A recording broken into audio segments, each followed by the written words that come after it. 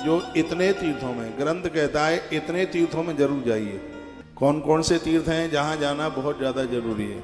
लिखा है एक है जहाँ गंगा बहती है वह तीर्थ, जैसे प्रयाग है, काशी है, हरिद्वार है, उन जगहों पर जरूर जाइए। हरिद्वार जाइए, सोमवती अमावस्या कुरुक्षेत्र में पड़ जाए, हरिद्वार में पड़ जाए, सप्तपुरियों में पड़ जाए, 4 धामों में पड़ जाए, ब्रजभूमि में पड़ जाए, उसका पुण्य कितना है तराजू लेकर के तौला नहीं जा सकता। अभी हम कुरुक्षेत्र में थे, निवेदन कर रहे थे कि कुरुक्षेत्र में क्या गया, कोई भी सदकर्म में 10,000 गुना ज्यादा होता है, और वो भी सोमवती अमावस्या ऐसे स्थान पर पड़ जाए तो तराजू लेके तौला नहीं जा सकता। उसकी इतनी महिमा है। देखिए, जब तक रहेगी जिंदगी फुर्सत न होगी काम से, कुछ समय ऐसा निकालो प्रेम कर लो राम से।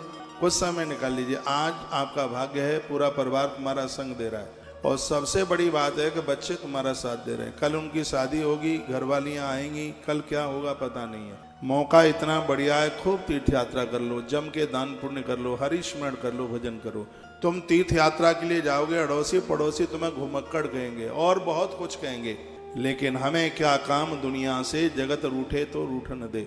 पूरी जिंदगी लगा देना रिश्तेदारों को, पड़ोसियों को, परिवार को तुम प्रसन्न कर ही नहीं सकते। इसलिए तीर्थ की यात्रा करने में कभी चूक ना मत। चरण राम तीर्थ चले जाई।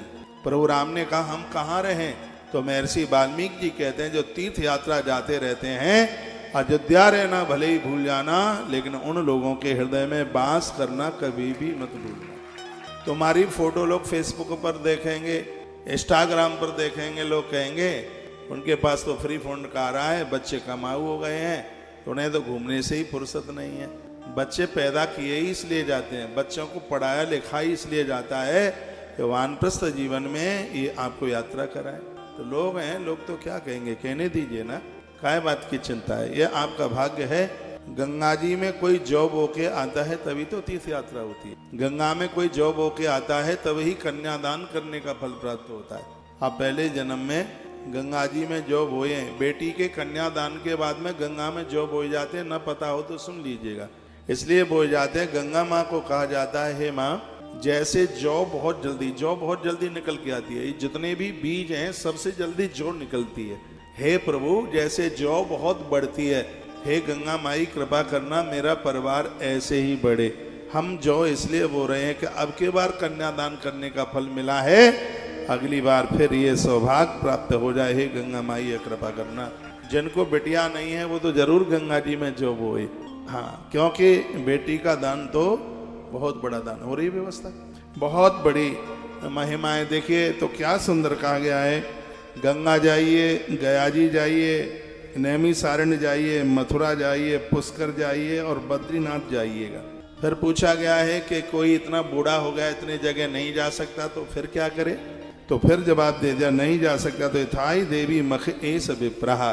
फिर किसी ब्राह्मण के मुख से देवी भागवत की कथा सुन ले तो उसकी संपूर्ण ये यात्रा पूरी हो जाएगी।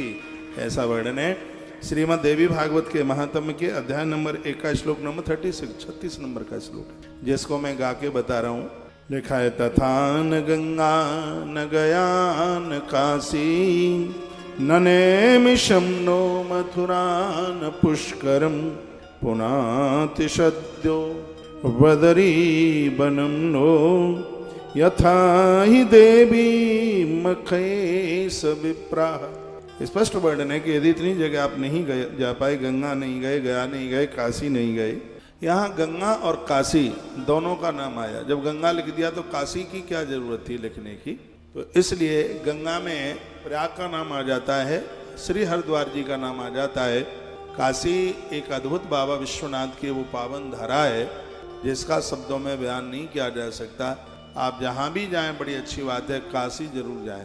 लेकिन पूछा गया कोई आदमी अस्वस्थ हो गया, नहीं जा सकता, काशी भी नहीं गया, गंगा नहीं गया, प्रयाग नहीं गया, नैमिषारण्य नहीं गया, मथुरा नहीं गया। मथुरा की बड़ी महिमा है। आज ही तो मेरे पास कोई भक्त बोल रहे थे, बैठे थे, मैं उन्हें बोल रहा था कि आप वृंदावन की तरफ, मथुरा की तरफ क्यों नहीं आते? कोटि कल्प काशी बसे मथुरा कल्प हजार, एक निमिष तुलसी बसे हैं तो तुले न तुलसीदास। 1 करोड़ साल तक काशी में रहोगे, 1000 वर्ष तक श्री मथुरा जी में रहोगे, एक बराबर उसका पुण्य।